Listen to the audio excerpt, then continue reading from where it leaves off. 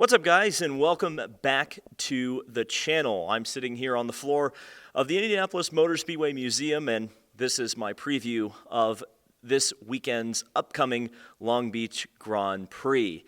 Now, originally, I was going to have testing coverage here at the Indianapolis Motor Speedway on Friday. However, it snowed, so there was no testing. They're testing in Barber Motorsports Park today, but there were still some drivers that showed up, namely Romain Grosjean and Colton Herta and Simon Pagenaud, among others you may have heard of.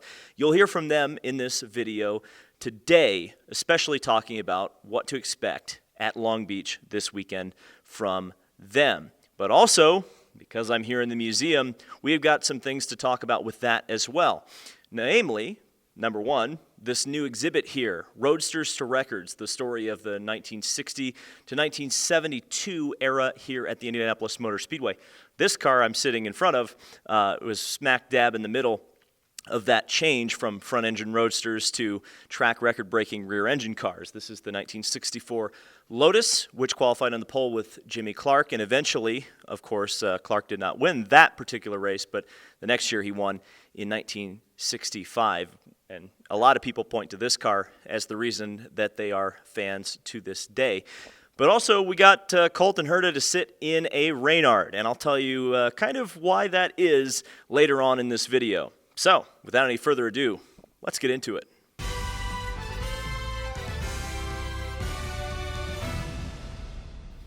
This car behind me is the Dan Gurney All-American Racers Olsenite Eagle, which qualified in the pole and got the track record here in 1972, but didn't quite break the magical 200-mile-an-hour barrier. That was some 5 years later.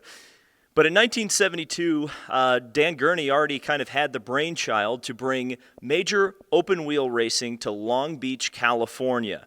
And with the help of promoter Chris Pook, he made that a reality. So let's start talking about Long Beach. Now, certainly, Long Beach was the season finale last year, and it was quite a bit of a different vibe with the championship on the line. Ultimately, Colton Herta did one of the best drives we've ever seen at Long Beach, coming from 14th on the grid after a bad qualifying effort and storming to victory. But obviously, it's a lot different this year. Back in the springtime for the first time since 2019, though things don't change very much at Long Beach, California, given the favorable climate. One of the things that I noticed at St. Petersburg was the fact that the Andretti's superiority on the street circuits has been severely challenged by Roger Penske's team. Why is that? Well, I asked Colton Herta, the defending winner, exactly what deficiency did Team Penske make up, or perhaps what changed in the Andretti setup recently? The tires were very different, especially the reds. Both the compounds are different this year for street courses than they were last year. The reds are extremely soft compared to what we had last year. As you see in qualifying, everybody's doing it on their first lap. And so it's probably something like that. You know, talking to Simon, he has some ideas on what's different about the cars and how that might have helped them, which is interesting. So maybe it's something that if we get a A&C ring, we can try some of this stuff, but for right now we can't really, test a lot of what we think they're doing on the permanent road course. Won't be So very how good. much has that change in compound changed your setups? I mean, is it have you had to adjust very much? I'd say that if you looked at a setup sheet, the majority of things are the same, but there's a lot of maybe minor details that you kind of do throughout the weekend, right? So like 100 pounds softer on the rear springs, or very minor stuff, different damping options, but it's very small changes at that point. So it seems the winds of change may be blowing in terms of IndyCar street racing superiority between Team Penske and Andretti Autosport. That remains to be seen, but it's going to be one of the major storylines going into this weekend. Will Colton Herta be unseated like he was at St. Pete by Scott McLaughlin, or maybe Will Power, who is obviously one of the better drivers on the street circuits? The winds of change probably not blowing quite as much as they did when the final front-engine car, this Mallard, believe it or not, was qualified by Jim Hurtubise for the 1968 Indianapolis 500. Hard to believe it's been that long since the engines have been in the front of these racing machines. But we also talked to a few more of the top drivers who were unable to test on Friday, namely Romain Grosjean, Elio Castroneves, Alexander Rossi, and Simon Pagenaud. And why should I keep talking when those names are about to be on your screen? Here they are. Romain, looking ahead to Long Beach, what did you learn there last year that you can take into this year, obviously with a really strong street course program with Andretti? Yeah, I think last year, it was a comeback to Long Beach for everyone. It was bumpier than everyone was expecting. I think we had a very good car in qualifying last year. We set the fastest lap of everyone in the fast 12.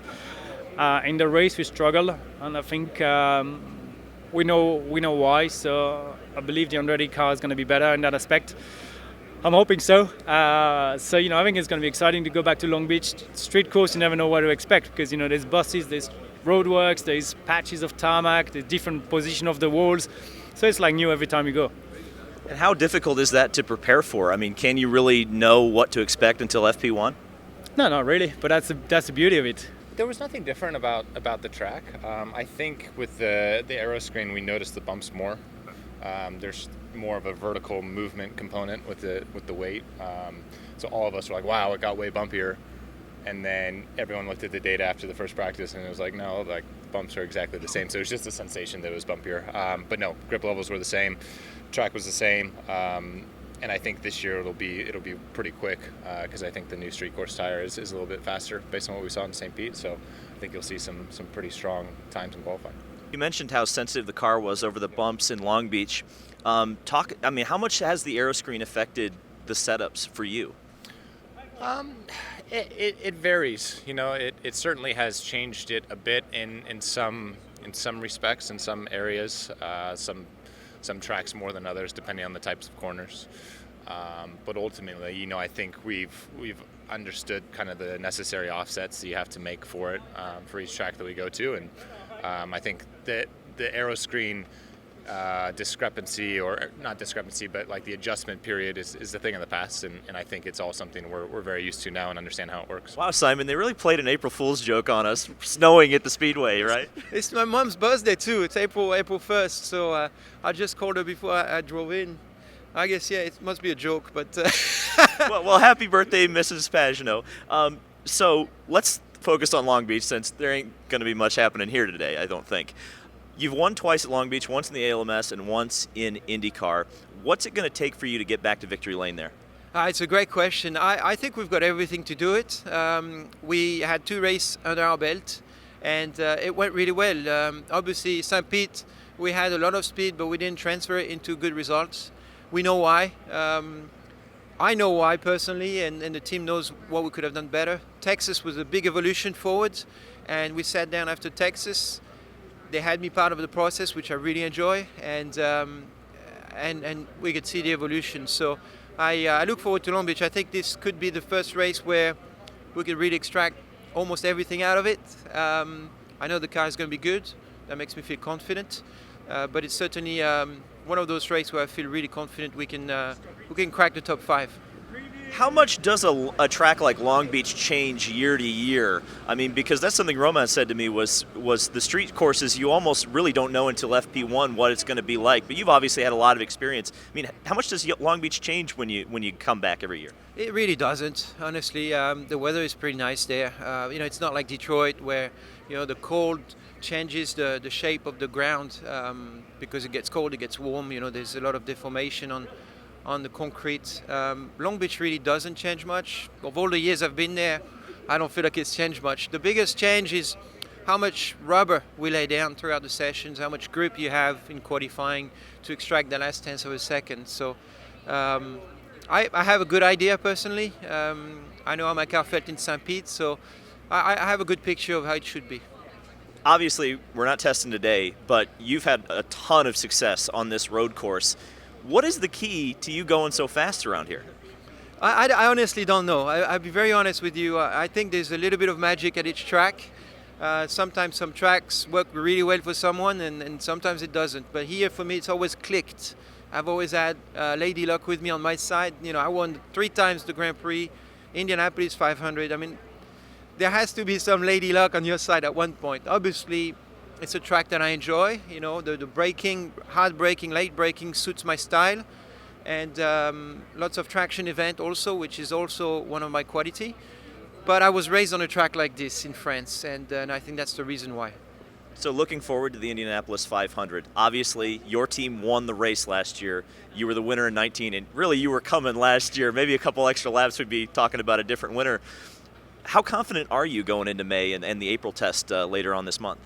I'm really confident. I really loved how the car felt at Texas, which is giving me some idea. It's not the same exact setup, but it's giving me that sensation for what I'm going to get. The team is really good at prepping the car to make it fast. And Elio has a lot of confidence in what he had last year. So I know we like something very similar at the Speedway. And as a group, we work extremely well together. So there's a lot of momentum, a lot of good things, and great atmosphere within the team that I think will do some really good things for the month of May. So I'm honestly, I can't wait to get there. We'll do Long Beach, we'll do Barber, but I can't wait to start being in Indianapolis for the Grand Prix, but most importantly for the 500. There are a lot of people who very pessimistically say that this car is the last real Indy 500 winner. I don't necessarily believe that, but I certainly think that it has a very special place here in the Indianapolis Motor Speedway Museum's collection. It definitely represents the end of a particular era here at the Indianapolis Motor Speedway. But in the same vein that Lotus I showed you earlier was really a car that got a lot of people into the sport, I think these Reynards are very much of that same ilk. It's a car that so many people have so many fond memories of, myself included, even though it's probably the purple one back there that's a little more important to me. You know, you think about it, and not only are fans, journalists, but drivers are enamored with this era of racing.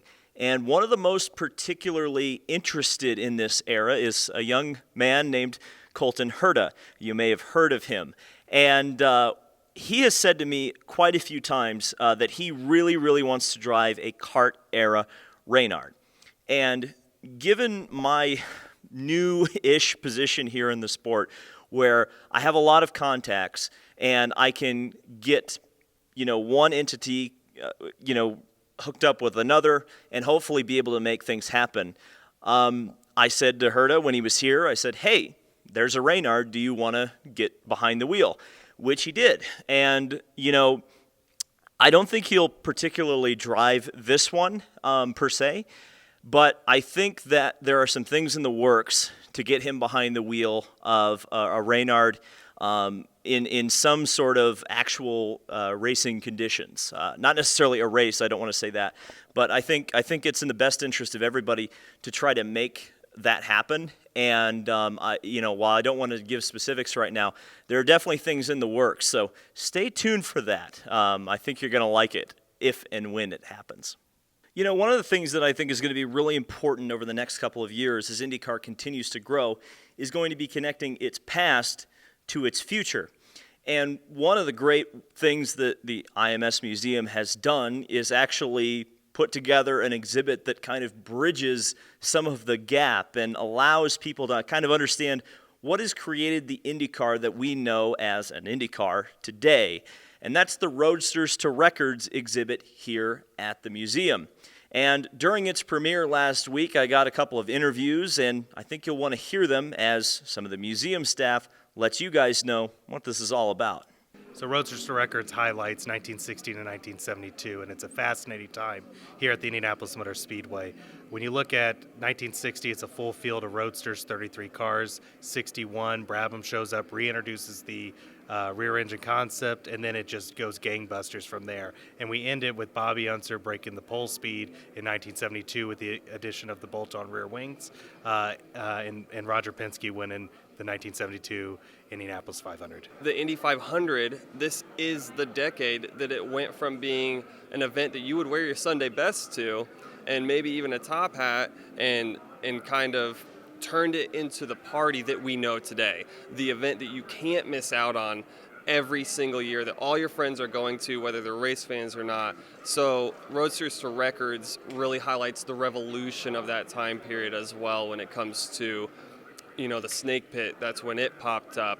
You had the whole infield blow up into a gigantic party. So it's just covering more than race cars and the facts around them. It's covering the event's evolution as a whole. So here's the car that really started and began our modern era of IndyCar racing. This is the Cooper Climax, driven by Jack Brabham in 1961, and it's really the first successful rear-engine car to race at the Indianapolis Motor Speedway, scoring a top 10 position and ultimately reigning in the new rear-engined era of IndyCar racing. You should definitely come see this exhibit for yourself. It's really awesome to see this diverse a lineup of race cars, particularly in the era that we're in which really, if you painted all the cars in the field green, they would all look the same. Well, this green car looks an awful lot different than some of the other green cars in this exhibit, and that's why you should come see it, in my opinion. So I hope you've enjoyed this Long Beach GP preview video, and of course, stay tuned for more coverage of IndyCar, IMSA, and the Long Beach Grand Prix this weekend. Thank you guys so much for watching. Thanks to the Indianapolis Motor Speedway Museum, and we'll see you in the next video.